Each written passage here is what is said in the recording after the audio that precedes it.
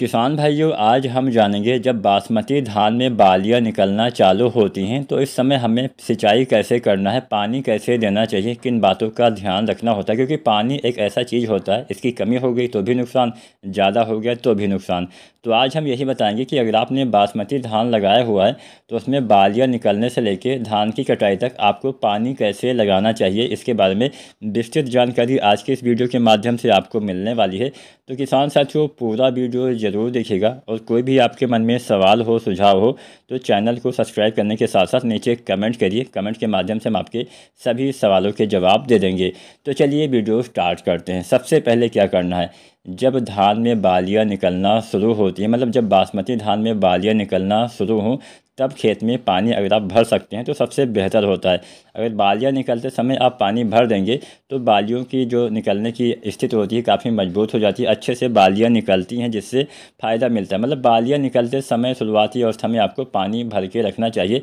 इसके बाद में जब बालियां बाहर निकल आती हैं संपूर्ण, तब आपको पानी मतलब ज़्यादा भर के नहीं रखना होता है। बालियां निकलने के बाद आपको खेत में केवल नमी बना के रखना होता है। अगर बालियां निकलने के बाद भी आप खेत में पानी भर के रखते हैं तो इससे आपके खेत में हॉपर यानी जो भूरा फुदका होता है, इसका अटैक स्टार्ट हो जाएगा, ये आपका कीट लग जाएगा, जिससे आपको नुकसान पहुंचने वाला है। तो बालियां निकलने से मतलब निकलते समय पानी रखना है। उसके बाद में जब बालियां निकल आए तो पानी हटा के नमी आपको बरकरार रखनी है, इस बात का ध्यान रखना है। अब यहाँ पे एक बात का ध्यान किसान साथियों और रखना है, जब बालियां निकलना स्टार्ट हो इस समय भूल कर भी आपको यूरिया खाद का इस्तेमाल नहीं करना है। बहुत से लोग गलती करते हैं, इस अवस्था में भी नाइट्रोजन डाल देते हैं, जिससे बीमारियों का अटैक आपके खेत में होना स्टार्ट हो जाता है। अगर आप इस अवस्था में यूरिया डालते हैं तो आपके खेत में सीड ब्लाइट जैसी बीमारियां भी लग सकती हैं, BLB वगैरह भी लग सकता है। तो किसान साथियों, यूरिया जितना भी डालना है 40-50 दिन के अंदर ही डाल देना है, बाद में नहीं डालना है। इस बात का भी आपको ध्यान रखना है। इसके साथ साथ इस बात का भी ध्यान रखिए कि खेत में नमी की कमी भी ना होने पाए। अगर खेत में पानी सूख जाता है, खेत में सूखा हो जाता है, तो सूखा लगने से क्या होता है कि आपकी फसल में गर्दन तोड़ बीमारी आ सकती है। गर्दन तोड़ बीमारी भी नुकसान पहुंचाती है। तो गर्दन तोड़ बीमारी वहाँ पे ज़्यादा आती है जहाँ पे खेत में पानी सूख जाता है।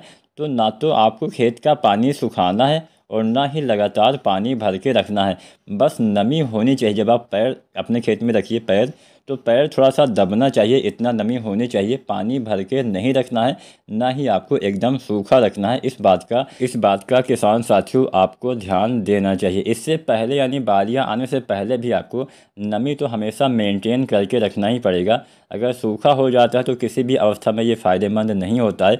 जिस भी अवस्था में पानी की कमी हो जाएगी, उस अवस्था में मान लीजिए पौधे की बढ़वार वाली अवस्था में कमी हो गई तो पौधे का विकास सही से नहीं हो पाएगा। कल्ले निकलते समय कमी हो गई तो कल्ले सही से नहीं निकल पाएंगे।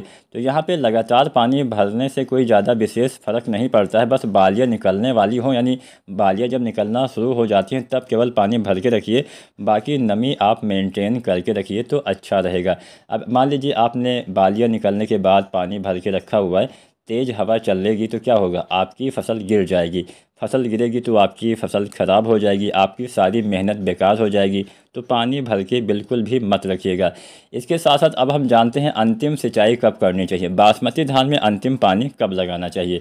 तो बासमती धान में अंतिम पानी आपको धान की कटाई के 8 दिन पहले लगा देना चाहिए। मतलब कटाई करने योग्य जब आपका धान हो उससे ठीक 8 दिन पहले आपको बासमती धान के खेत में सिंचाई कर देना है। उसके बाद हमारी फसलें पक जाती है, फसलें पकने के बाद हम फसलों की कटाई कर लेते हैं।